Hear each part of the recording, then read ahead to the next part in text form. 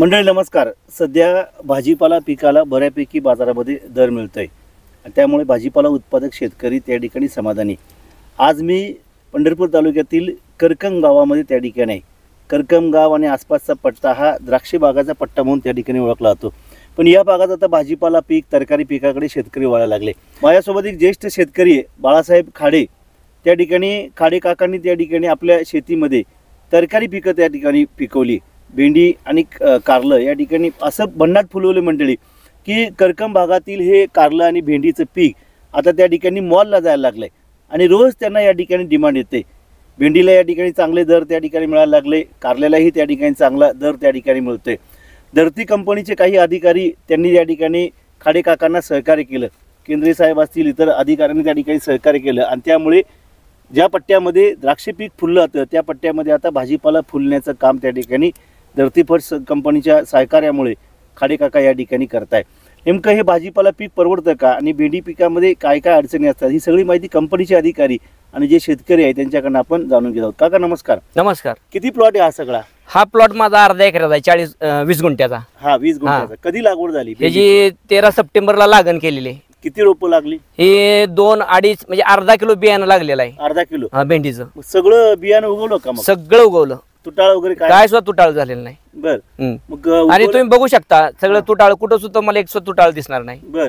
मग मल्चिंग करून तुम्ही बियाणं टोचलं? मल्चिंग आम्हाला ते केंद्रीय साहेबांचं मार्गदर्शन लाभलं. त्यांनी अगोदर आम्हाला मल्चिंग आणि म्हणजे असे वरिंबे घालायला लावले, बेड करून घेतले, त्याच्यानंतर ड्रीप हातरून घेतली आणि त्याच्यानंतर मल्चिंग केलं आणि त्याला गरम करून असे 1.25 फुटावर होल पाडले आणि त्यात बियाणं टोचलं. सगळं बियाणं उगवलं. त्यानंतर खत औषध पाणी कसं देतो? त्यानंतर सगळं खत आम्ही ड्रीप मधूनच देतो. देतो ड्रीप मधून सगळं खत देत. आळवणी फवारणी वगैरे? फवारण्या करतो ना, एक दिवस आड सगळ्या फवारण्या करावं लागतात. बर. लागवड झाल्यानंतर मग कधी झाड सगळे तुमचे उगवायला लागले?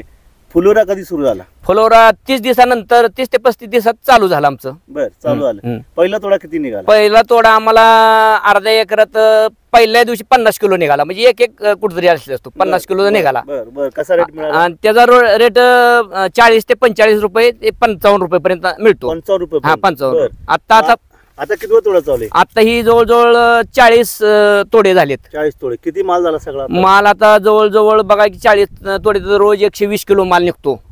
तर 5-5.5 टनाच्या आसपास झालेला आहे. रेट किती मिळाला? आता सुरुवातीला 40 रुपये रेट मॉलला माल जातो आमचा सगळा. 40 रुपये. आता 55 रेट आहे आजचा. 55. मग 50 धरूया सर. 2.5 लाख रुपये झाले. 2.5 लाख रुपये झाले आतापर्यंत. अजून किती होणार? त्यातनं आणखीन 2-2.5 लाख रुपये होतील. आणखीन ही बघा ना, ही किती भेंडी, ही आता सगळी एका झाडाला 20-20, 25-25 आणि फळ आहेत. ह्यातलं एक सुद्धा हे जात नाही, ह्यातलं एक सुद्धा वायाला जात नाही. मग अजून सगळं टोटल माल किती होईल तुम्हाला? आणखीन कमीत कमी 4 टन माल निघेल. आणखीन म्हणजे पहिला 5 आणि 4 9 टनाच्या आसपास माल निघेल. 20 गुंठ्यात? हा 20 गुंठ्यात. हा. सगळं टोटल उत्पादन किती होईल? आता 50 जरी कमीत कमी 4-4.5 लाखापर्यंत उत्पन्न येईल. खर्च किती येईल? खर्च सगळा टोटल एक धराय सगळा म्हणजे शेवटपर्यंत म्हटलं 1 लाख रुपयेपर्यंत सगळा, म्हणजे मल्चिंग आलं, ड्रीप आलं, लेबर आलं, फवारणी आल्या, एवढा लाखातलं 3.5 लाख रुपये निवड राहतात. हे 3 महिन्याच्या कालावधीत. एवढं 4 महिने 4 महिने. हा 4 महिने. एवढं उत्पन्न असं कधी मिळालं होतं का तुम्हाला? ह्याच्या अगोदर आम्ही पहिले द्राक्षी बाग होती आमच्याकडे पहिली, परंतु ती काय आता ती ही होत नाही, म्हणजे ते रोगराईमुळे त्याच्यामुळे फेल गेलं. मग आम्ही आता 5 वर्ष झालं ह्या भाजी तरकारी ह्यात उतरलेलो आहे. पण द्राक्ष काढून तरकारीमध्ये उतरायला धाडस झालं का तुमचं? मजूर लागतात ना भरपूर? मजूर पण आपल्या घरचीच आहेत ना मजूर. आमची मुलगा आहे, सून आहे, मी स्वतः आहे. आता आमच्या मालकीन काय घरचं सगळं बघतात आणि 2 लेबर असतात माझ्याकडे कायम बांधील. म्हणजे घरचे मजूर जास्त घरचे सगळे स्वतः आम्ही करतो सगळे. द्राक्षातलं उत्पन्न आणि हे आता 3-4 महिन्यामध्ये एवढं उत्पन्न, मग काय बरं वाटतं तुम्हाला? ही भाजीपालाच एकच नंबर आहे सध्या. म्हणजे भाजीपाला रोजचा ताजा पैसा आहे. आत्ता माल मॉलला गेलेला, संध्याकाळी खात्यात पैसे लगेच जमा होते, म्हणजे लगे होते. मग ती द्राक्षाच होत त्यावेळेस त्याची 2-2, 3-3 महिने पट्टे मिळत नव्हत्या आणि हेल्पडे मारावं लागत होते ना सारखे. ती आता ह्याचं काय रोजचं आता तोडलं गेलं की माल टाकला की लई ताजे पैसे. त्यामुळं आता तुम्हाला दर मिळालाय, पण कधी कधी दर रिवर्स येतो की? बघा सगळं सीझन ज्यावेळेस बाजारात माल जादा येतो त्यावेळेस माल कमी, म्हणजे भाव कमी असतात, ते आपण थोडं ऍडजस्ट करून घ्यायचं असतं. कमी जादा होतच असतं. तर ह्यात जर कंटिन्यू राहिलं हा. तर कधी समजा तोटा आला तर कधी त्याच्या दुप्पट फायदा होतो. म्हणजे नाराज होऊन चालत नाही शेतकरी. नाही नाही नाही नाराजी नाही अजिबात. काल शेतकरी लगे नाराज होऊन जातो ना मग आता दर शेतकरी पडल्यावर. दर पडलेला शेतकरी कसा आहे माहिती आहे का, जे आळशी शेतकरी आहे हा, तो नाराज होतो. बर. आमच्यासारखा उत्कृष्ट शेतकरी नाराज होत नाही. हा, आणि आमच्यासारख्याला केंद्र साहेबासारखं जर मार्गदर्शन लाभलं ह्याच्यापेक्षा उत्पन्न आणखीन जादा निघू शकतं. बर. आता तुमच्या आजूबाजूला सगळे द्राक्ष पट्टा आहे. हम्म. 20 गुंठ्यामध्ये तुम्ही 3-3.5 लाख रुपये कमवले. मग आजूबाजूचे शेतकरी बघून काय म्हणतात, काय येतेत ना बघून जाते ती पण काय काय, आणि त्यांनी सुद्धा आता लावायला चालू केले. बर ते आमच्या मुलाचे मित्र आहेत, ती दोघं तिघ जण ती बघून गेलेत. आता त्यांनी पुन्हा तिकडे बघा. हा, हा. 2-3 मुलाचे मित्र आहेत, त्यांनी ती आता लागण केलेली आहे. बर. 3-4 एकरावर लागण झाली आता आमच्या मुलाला हे करून. तुम्ही आता द्राक्षापेक्षा इथं समाधानी आहात का? द्राक्षापेक्षा लय समाधानी आहे ह्यातच. द्राक्षात काही राहिलेलं नाही आता सध्या. बर. म्हणजे द्राक्षात भाजीपाल्यात कसं आहे, रोज ताजा पैसा आहे. बर आणि घरच्याला आपल्याला रोज ताजा पैसा लागतो ना. बरोबर. आणि उत्पन्न कमी येत नाही. हा, जर स्वतः शेती केली, स्वतःही केली. शेती म्हणजे शेती नाही, हम्म. शेती ही लय मोठी फॅक्टरी आहे. बर शेतीतून काय मिळतं हा. ही फक्त शेतकऱ्यालाच माहित आहे. हम्म. तुम्ही 1 गुंठ्यात हम्म. समजा तुमच्या मोठ्या मोठ्या कंपन्या द्या, बर, त्या हा. कंपन्यात 1-2-3 प्रोडक्ट तयार होतात. हम्म. परंतु आमच्या ह्या शेतीत हा. इतकं प्रोडक्ट तयार होते. हा. मला सांगा, तुमच्या पायापासून कपड्यापासून सगळ्यापर्यंत त्या शेतीत प्रोडक्ट तयार होते, म्हणजे कच्चा माल तयार होतो. बरोबर, हा. ती कंपनी. मग शेती ही म्हणजे काय तोट्यातली नाही. शेती ही लय मोठी फॅक्टरी आहे. बरोबर. फक्त ती करता आली पाहिजे, चालवता आली पाहिजे, मेहनत करता. मेहनत करता आली पाहिजे. रोज किती माल निघतो आता? आता रोज माझा 120 किलो, 100 किलो, 120 किलो, त्यातला 100 किलो मॉलला जातो. 55 आणि रुपये जर मिळतोय का? 55 रुपये रेट आहे आजचा. हा, आजचा 55 रुपये मॉलचा रेट आहे. हा. तर राहिलेला 20-25 किलो ते वाशीला जातो. ते वाशीला ती 2 नंबर माल जातो. मग ती बर, काय बर. 16 रुपये, 20 रुपये, 25 रुपये ती काय ते ती 1 विकतो. नंबर मालाला 50 रुपये 55 रुपये. धरूया, हा, 55 रुपये. 55 रुपये 100 रुपये 100 किलो पाठवता. 100 किलो. 5-6 हजार रुपये चलन येतं, रोज येतं, रोज चालू. रोज चालू आहे. बरं वाटतं तुम्हाला? बरं म्हणजे काय एकच नंबर. साहेब, आता आपण आपल्या कंपनीच्या हा माल आहे, म्हणजे कसं मार्गदर्शन असते शेतकऱ्याला? बरं का, सर्वप्रथम शेतकरी मित्रांना मी असं सांगून ठेवतो की बाबा, तुमचा परिचय सांगा. मी नामदेव केंद्रे, पंढरपूर विभागामध्ये मी धरती ॲग्रोकेमिकल म्हणजे धरती सीड्स कंपनीकडे या पदावर काम करतोय. तर आपल्या परिसरामध्ये बरेच काही जुने शेतकरी आहेत जे द्राक्ष लावणारे, ऊस लावणारे असतील. परंतु या शेतकऱ्याचा कल जे आहे ना, भाजीपाल्याकडला कल थोडासा कमी आहे. परंतु काय भाजीपाल्यात ते अवघड वाटतंय, कारण त्याच्यामध्ये कसं होते, कष्ट भरपूर आहेत. मग ते कसं होते, आपण शेतकऱ्याला काय सांगतो की बाबा, सीझन मध्ये तुम्ही हे क्षेत्र वाढवा. बरे हाफ सीझन जर असेल तर थोडं क्षेत्र कमी करा, कारण सीझन मध्ये सगळे पिकं चांगले येतात खरीपला. पण रब्बीला तेवढं जुळणं सोपं नाही. आत्ताची परिस्थिती जर बघली तर 24 तासात 3 प्रकारचं क्लायमेट बदललेलं आहे. रात्री थंडी पडते, बरोबर आहे, सकाळी गार लागते, सॉरी रात्री गरमी होते, सकाळी गार लागते, आणि दुपारी ऊन पडते. हे 3 क्लायमेट आपल्याला झेलत बदल होतो. ह्या क्लायमेट मध्ये झेलत चालावं लागते. तर ह्याच्यावर संकट भरपूर असतात कुठं रब्बीच्या टाइमला. तर एवढ्यातून पण आपल्याला कसं म्हणजे बाहेर पडता येईल त्या गोष्टीतून घेऊन चालावं लागेल. त्याच्यासाठी सर्वप्रथम जे आहे ना, तुम्ही कुठलाही भाजीपाला करा, पण सर्वप्रथम बियाण्याची निवड ही चांगली आहे. कुठलं वाण आहे? आता ही धरती सीड्स कंपनीचं आपण धरती झकास 7 म्हणून यांना वाण दिलेलं आहे, जे की ते शेतकऱ्यांना जास्तीत जास्त उत्पन्न देते. त्याचं वैशिष्ट्य जर बघितलं तर याचे पानं कातर पानं आहेत. म्हणजे त्याच्यामुळं कातर पानं असल्यामुळे हे रोगाला, किडीला बळी पडत नाही. दुसरी गोष्ट, याची 2 पेऱ्यातलं अंतर जे आहे कमी आहे. हा, 2 पेऱ्यातलं अंतर कमी आहे. त्याच्यामुळे कसं होते, आपल्याला जास्तीत जास्त भेंड्या मिळतात. एक दुसरा स्पेसिंग याचा जे आहे, भेंडी ओव्हर मॅच्युअर होत नाही. म्हणजे तयार झाली की तेवढ्या स्पेडला एक राहून जाते आणि परत दुसरी भेंडी तयार होते.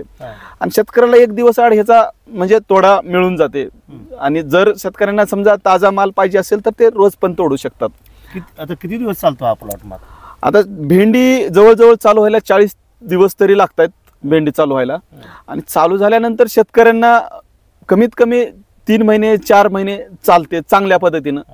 शेतकरी जर अजून जर बाजारभाव असेल तर चालवायचे असेल तर 5 महिने पण चालते. बरं, मी ह्या मताचा आहे की भेंडी एक 150 दिवस चालवायला पाहिजे. 150 दिवस? हा, 150 दिवस म्हणजे सर्वसाधारण एक 40-50 दिवस आपल्याला चांगला तोडा चालू व्हायला लागेल. आणि पुढे एक 100 दिवस जरी चांगली चालली तर शेतकऱ्याला त्याच्यापासून भरघोस असे उत्पन्न मिळून जाईल. आता लागवड कशी आणि अंतर कसं पाहिजे, काय कुठले हंगाम पाहिजे याला लागवडीला? नाही, लागवडीचा हंगाम कसं होते, आता रब्बी मध्ये पीक करत असताना 2 ओळीतलं अंतर थोडंसं जास्त लागते. हा. कारण काय होते आता भुरीचा प्रॉब्लेम जास्त होते, लाल कोळीचा पण प्रॉब्लेम होते आणि सूर्यप्रकाश मध्ये पास झाला पाहिजे. जर तुमची गर्दी जर झाली तर तुमचा भुरीचा प्रादुर्भाव वाढेल, रोगाचा प्रादुर्भाव वाढेल किंवा करप्याचा वाढेल. तर त्यासाठी स्पेसिंग महत्वाचं आहे. कमीत कमी 2 बेडमधलं अंतर 5 फूट असायला पाहिजे आणि 2 बियाण्यातलं अंतर जे आहे तर 1.25 फुटावर 2 भेंड्याचे झाड लागले पाहिजे, 1.25 ते 1.5 फुटावर. जर अशी स्पेसिंग जर ठेवली तर आपण 1 एकरमध्ये सर्वसाधारण 1 किलो पर्यंत हे हायब्रिड बियाणं धरतीची झकास सेवन हे वाण लावू शकतो. जर तुम्हाला साध्या व्हरायटी लावायचं असेल त्याचं 2 किलो पर्यंत बियाणं लागते. परंतु मी काय म्हणतो, हायब्रिड बियाण्याची निवड करा, त्याचं 1 किलो एकरी बियाणं लागते आणि तेवढंच स्पेसिंग बरोबर मेंटेन होते आणि त्याच्यामुळं आपल्याला कसं होते, फुटवे जास्तीत जास्त मिळतात. आपण जेवढं दाट लावत्याल तेवढी फुटव्याची संख्या कमी राहील. फुटवे पण भरपूर लागले आपण हा, बघितलं. आता ह्या झाडाला जर बघितलं तर प्रत्येक झाडाला तुम्हाला 4-4, 5-5 असे फुटव्याची संख्या आहे. परंतु हेच जर आपण भेंडी दाट लावली असेल तर फुटव्याची संख्या आपोआप आपल्याला कमी मिळाली असती. त्याच्यामुळे फुटवे जास्त मिळाले आणि तुम्ही जर आता बघितलं तर प्रत्येक फुटव्याचा माल चालू आहे, लाईव्ह उपलब्ध. ढोबळ मनाने शेती करून उपयोग नाही, मार्गदर्शन घेणं महत्वाचं आहे. नुसतं आणलं बी नाही लावलं नाही नाही तर होत नाही. नाही नाही नाही होत नाही. हा. त्याला थोडं टेक्निकल वापरूनच केलं पाहिजे. दोन्ही झाडाच्या मधलं अंतर राहिलं पाहिजे, हा. मध्ये सूर्यप्रकाश आला पाहिजे. हा. असं ठेवलं तरच उत्पन्न मिळते. नाही तर दाट ह्याच्यापेक्षा जर आणखीन चिटकून लावली हा. तर सूर्यप्रकाश मिळत नाही, त्याच्यावर रोगराई जास्त वाढते, उत्पन्न मिळत नाही. मग ही तुम्हाला असं बघायच मिळणार नाही. बरोबर. ही जी असे एवढे फुटे त्याने एवढे हे लागलेले आहे, एवढी दिसत नाही ना. कारण का रोगराई जास्त असली की ती ऑटोमॅटिकच गळ होऊन जाते. तुम्ही कंपनीकडनं लोक आता बियाणं घेतात, मग परत अचानक रोगराई आली, काही झालं प्रॉब्लेम, तर कसं तुमचं मग सहकार्य कसं राहतं मग परत? आम्ही भाजीपाला पीक, तुमचं काय ना ओळख सांगा. मी धरती ॲग्रो प्रायव्हेट लिमिटेड कंपनीमध्ये एक संशोधन विभागामध्ये काम करतो. म्हणजे नवीन नवीन आता जसं नवीन नवीन जे वाणं विकसित होत आहे त्या वाणांचे आम्ही खाली आधी प्रात्यक्षिक घेऊन ते शेतकऱ्यांना कसं फायदेशीर राहील आणि कसं उत्पादन वाढीसाठी कसं मदत करेल या दृष्टीनं नवीन वाणांचं संशोधन करून ते शेतकऱ्यांना उपलब्ध करून देतो. तर ते कमर्शियल आम्ही मार्केटमध्ये उपलब्ध करून देण्याच्या आधी एक आम्ही फार्मर फील्ड ट्रायल खाली घेतो. म्हणजे त्या वातावरणामध्ये त्या भागामध्ये ते सूट होतंय का नाही ते सगळं बघून अभ्यास केल्यानंतरच आम्ही ते वाण शेतकऱ्यांपर्यंत पोहोचवतो. आता तुम्ही प्लॉट वाल्यानंतर सगळं पानं पण चेक केले, सगळं फुलं बघितले, मग काय आता आमचं भाजीपाला उत्पादक शेतकऱ्यांना किंवा लागवड करणाऱ्या शेतकऱ्यांना एकच म्हणजे सांगणं असतं की भाजीपाला लागवड करत असताना लागवडीचा हंगाम, लागवडीची वेळ आणि वाणाची निवड ह्या 3 गोष्टी प्रामुख्यानं खूप महत्त्वाच्या आहेत. कारण काय होते की जनरल सर्वसाधारण हंगामामध्ये सगळेच जण भाजीपाला करतात, पण मग एका वेळेस लागवड झाल्यानंतर जो प्रोड्यूस माल असतो तो जेव्हा मार्केटला येतो तेव्हा मग एका वेळेस माल मार्केटमध्ये साहजिकच डिमांड जास्त झाली, पुरवठा जास्त झाला, डिमांड कमी झाली तर मालाचे भाव कोसळतात. म्हणून भाजीपाला पीक करत असताना भाजीपालाची लागवडीचा हंगाम, वेळ याचं जे नियोजन आहे हे खूप महत्त्वाचं आणि वाणाची निवड ही खूप महत्त्वाची आहे आपल्या भागासाठी. तर ह्या भाजीपाला वाणाची निवड करत असताना आपल्या भागामध्ये व्यवस्थित सूट होणारं, आपल्या वातावरणाशी निगडीत होणारं वातावरणच शेतकऱ्यांनी लावलं पाहिजे.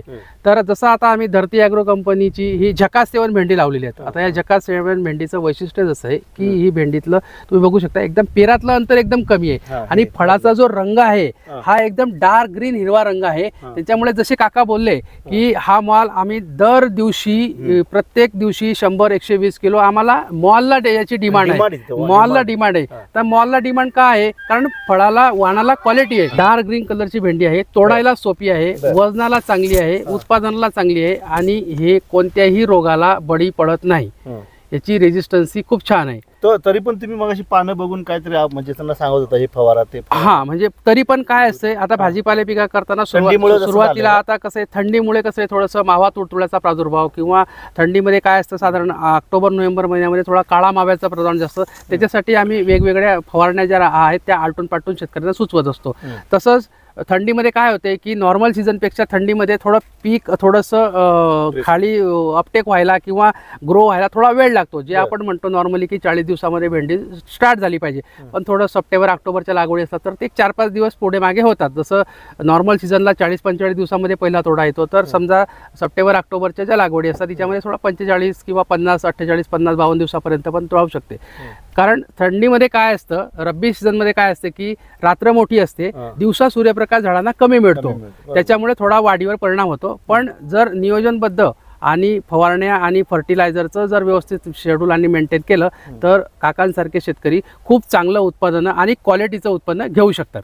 किती हाईट होऊ शकते अजून याची याची हाईट, भेंडीची हाईट जास्त नको आहे, कारण कुठल्याही भेंडीमध्ये हाईटला कमी पाहिजे भेंडी. कारण भेंडीची हाईट एक सर्वसाधारण 5.5-6 फुटापर्यंत हाईट भरपूर झाली, 5.5 फुटापर्यंत, म्हणजे आपल्या डोक्याच्या लेवलला भेंडीची हाईट राहिली पाहिजे. पाण्याचं प्रमाण लहानपणी कसं, आता कसं? नाही, पाण्याचं प्रमाण शेतीवर डिपेंड असते. वापसा कंडिशन मध्ये आपलं कंटिन्यू रान असायला पाहिजे.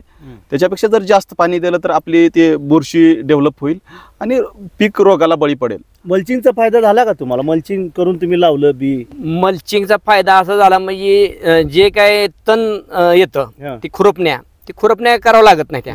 आणि मल्चिंग मुळे बाकीचं रोग जे असते ती बारकी तुडतुडे किडे ते खाली जमिनीवर बसत नाहीत. त्या मल्चिंगवर बसल्यानंतर गरम झाल्यामुळे ते ऑटोमॅटिकच ते नष्ट होतात. त्यामुळं मल्चिंगचा भरपूर फायदा आहे. फुलगळतीचं प्रमाण पण जास्त असतं का?